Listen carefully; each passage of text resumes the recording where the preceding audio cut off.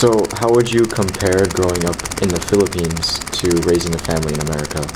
Well, growing up in the Philippines, it depends on the environment. I was born to a poor family, so we treasured poverty because poverty was handed to me by my parents. So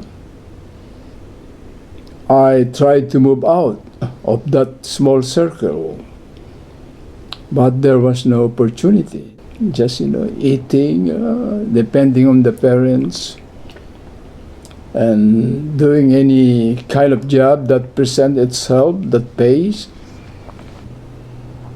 That's the responsibility of the parents to provide for children.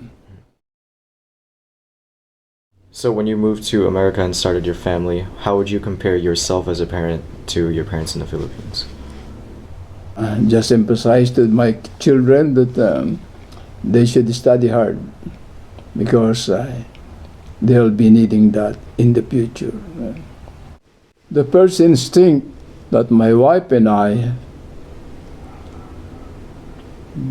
we have not communicated it to each other while we were raising the kids, but the silent notion is, we're not gonna raise our children I was raised.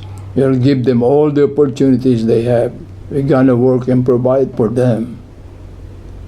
And as the years progress, the kids were exposed to the American culture in school, environmental influence. And I'm hearing the kids saying, when I reach 18, I'm out of this house. Wow, I'm free. And silently, I was smiling to myself. It's about time. Wow, what a blessing. I'll be able to get rid of them. And so without any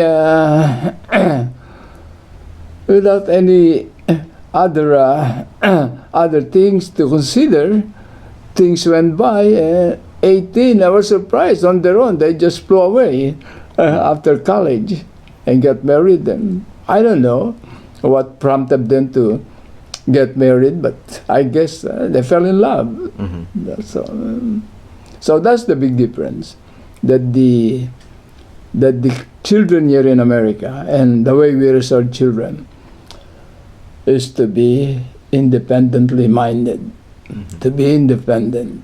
It's not because the Filipino parents are, that we as a parent like really to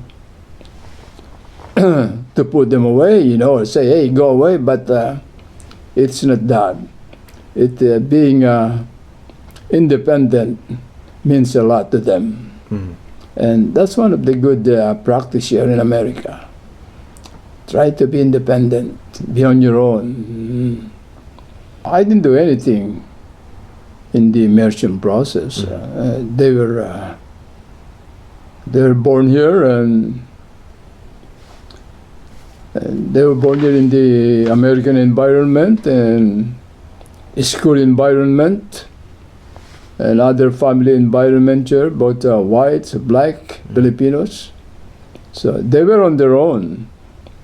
The only time that we as a family get together is that after school, dinner, and then have some questions, have any problem, anything like that. Mm-hmm. There's no problem. Well, that's very good. So that's the way they were raised, and mostly, and the influence we just partook in them is that just be good. Mm-hmm. Did you ever feel that you were culturally different from your children, being an immigrant from the Philippines? Well, no. They exhibit the same culture. Mm-hmm. The only difference that they're making fun of me when I pronounce letters because I cannot differentiate the P from the F, and sometimes the accent. So that's okay, and they know that. Give them something to smile. Yeah. So with everything that we've talked about today, how do you feel about the way that you raised your family here? I feel that as a parent, my wife and I did the very best for them. We tried to provide them with all the necessity, financial and material supports. And I would say that as the child of one of your children, that I can definitely feel that. So, thanks, Lolo. Thank you. I'm honored for giving me the privilege of being of relating to you or discussing with you my experience in growing up and as a parent and raising my children.